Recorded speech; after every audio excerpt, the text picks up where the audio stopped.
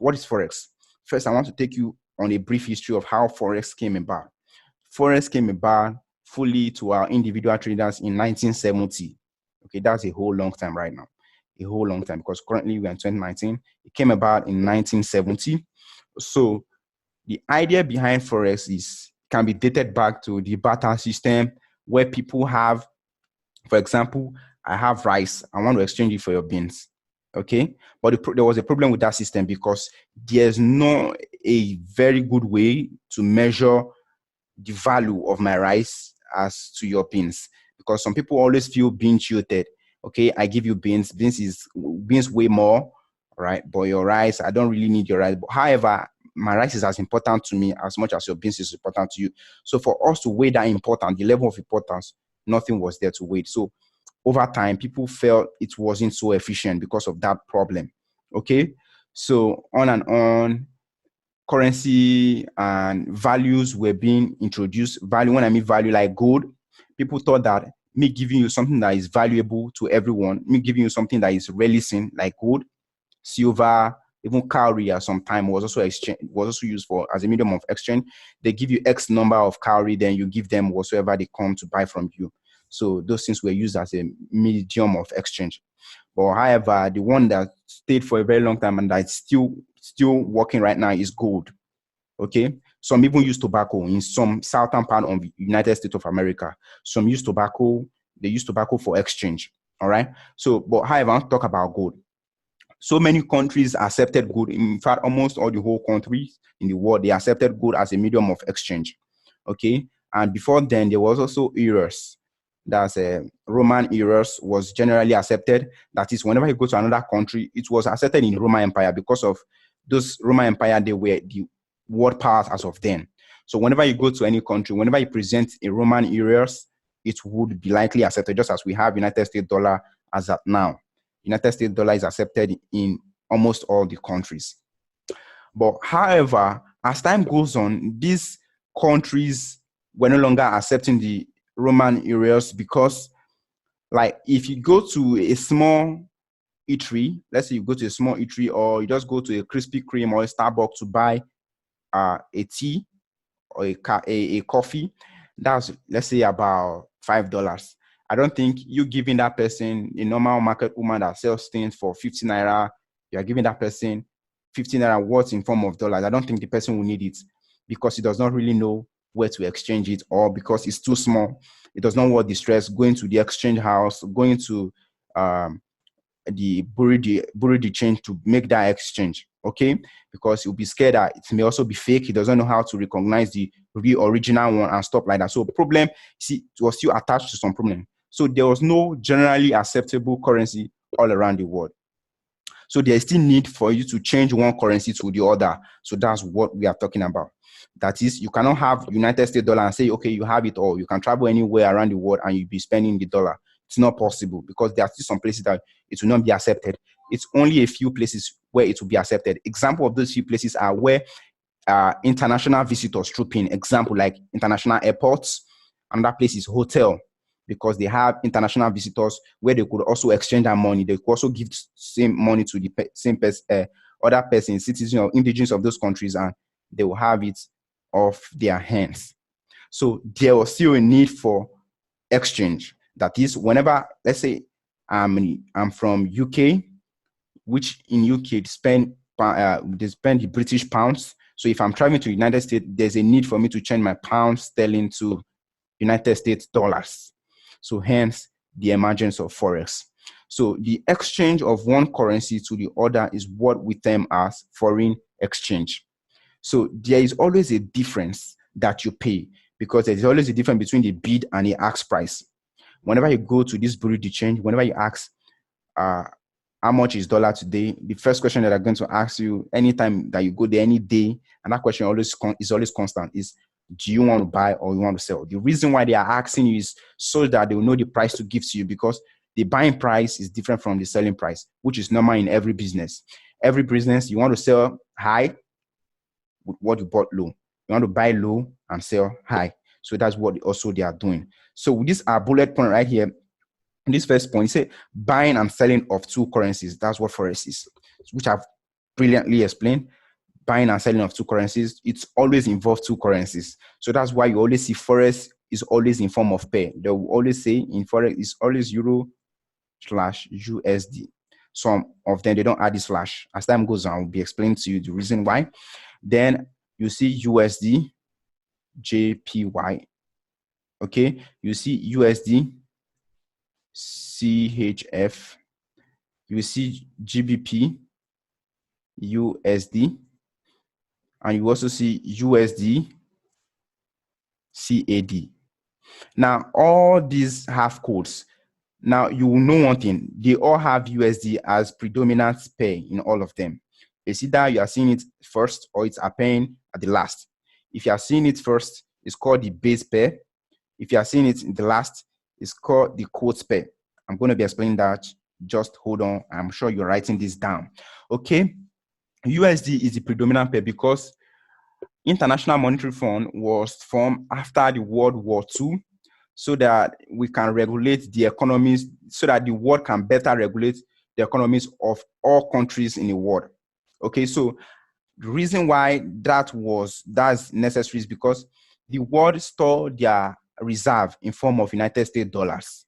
Okay, IMF store their reserve in form of United States dollars. So that's why whenever you go, whenever they are borrowing Nigerian money, whenever they are borrowing any country in South Africa, they are borrowing Brazil, any country money, it is always in form of United States dollar. They will quote it in form of dollars because dollar is still regarded as world currency. That's because IMF and World UN store their reserve in form of United States dollar because it is stable over time.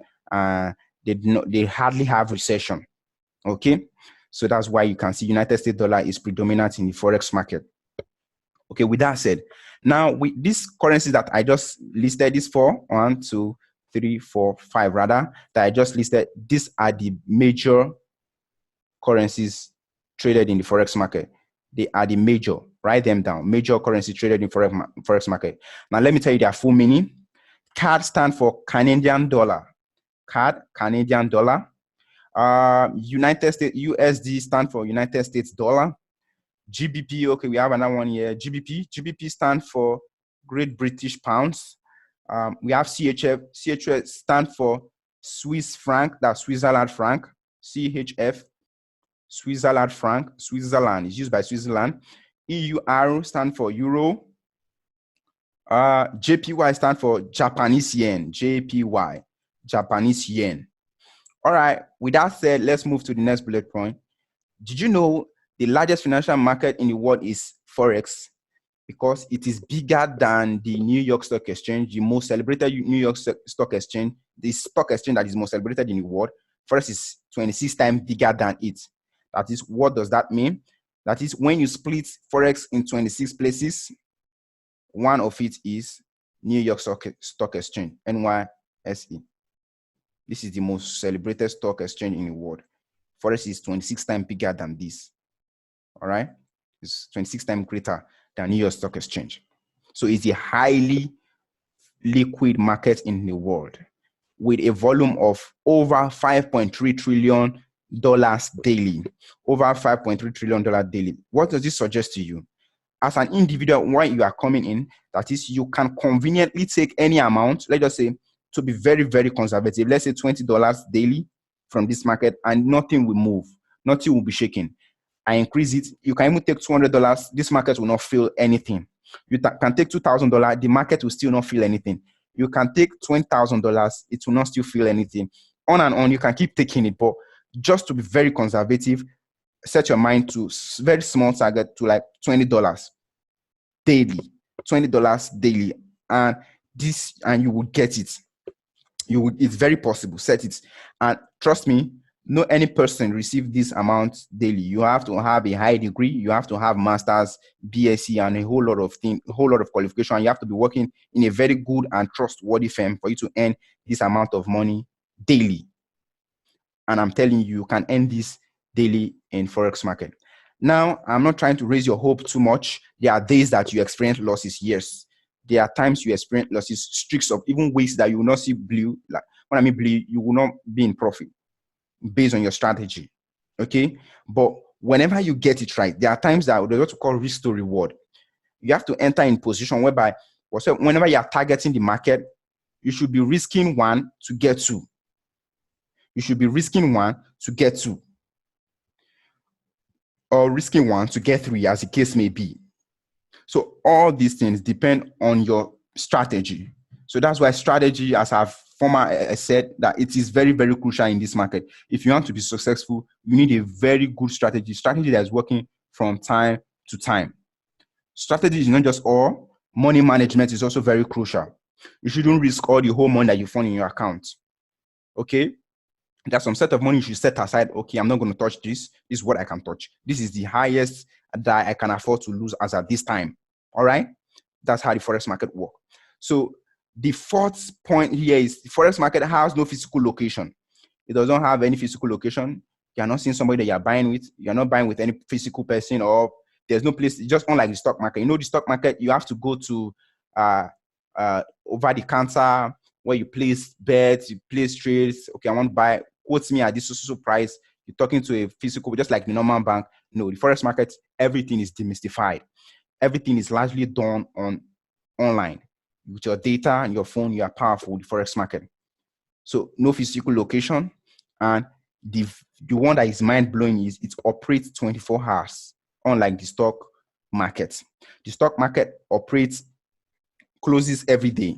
They only open when the banks are open, and they close when the bank closes. Whereas the Forex market open 24 hours in 5 days. 24 hours in 5 days. Now let me clean this. So you can I just want to explain something real quick. Let me clean all of this one at this bottom. Okay. Now I said Forex market operates 24 hours in 5 days. Now how does this happen? Why not 24/7? Why not 24/4? Why 24 hours in 5 days? As long as any bank in this world is on, any bank is awake to process the order that is in the Forex market will always flow. For example, what do I mean? Let's say, we all have different time zone. Like the time zone in the United States is obviously different from the one in United Kingdom. In United Kingdom, yes, UK. The one in UK is different from the one in Africa. Africa is different from Australia. Australia is different from Antarctica, and so on and so forth. So now I'm going to be gauging all our time zone in GMT, which is Greenwich Meridian Time. Okay. So whenever Sydney, when I mean Sydney, I mean Australia. Whenever Australia is awake, that is, their banks are definitely operating. Now, all banks in most countries opens 8 o'clock. Their time may be different. I'm going to be explaining the time zone as time goes on.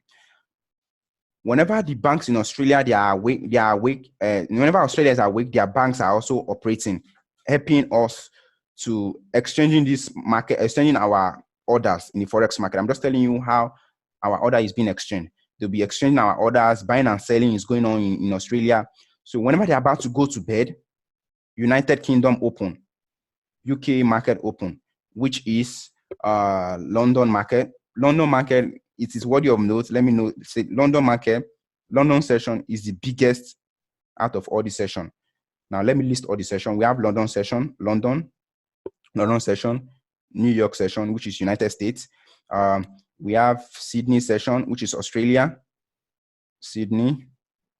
We have Tokyo, which is Japan, Japanese market.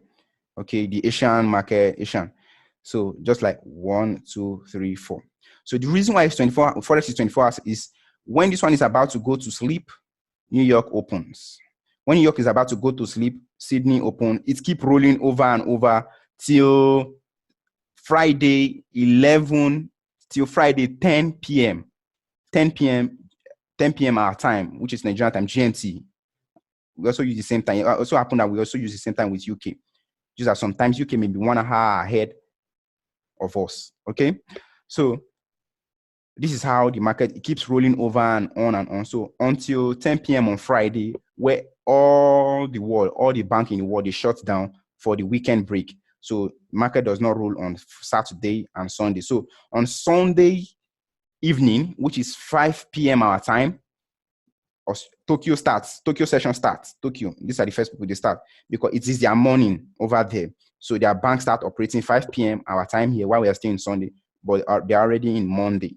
Start operating, then Forex market starts again. So you can see the reason why it operates 24 hours in 5 working days. As long as the banks are open all around the world, any bank is open around the world, any country's bank is open, Forex market would work. The exception is public holidays. Public holidays will only affect that. Let's say there's public holiday in the United States, then banks will not work that day. Then you should expect sluggishness with the USD pairs. If there's public holiday in Canada, expect sluggishness with CAD pairs. That's how it operates.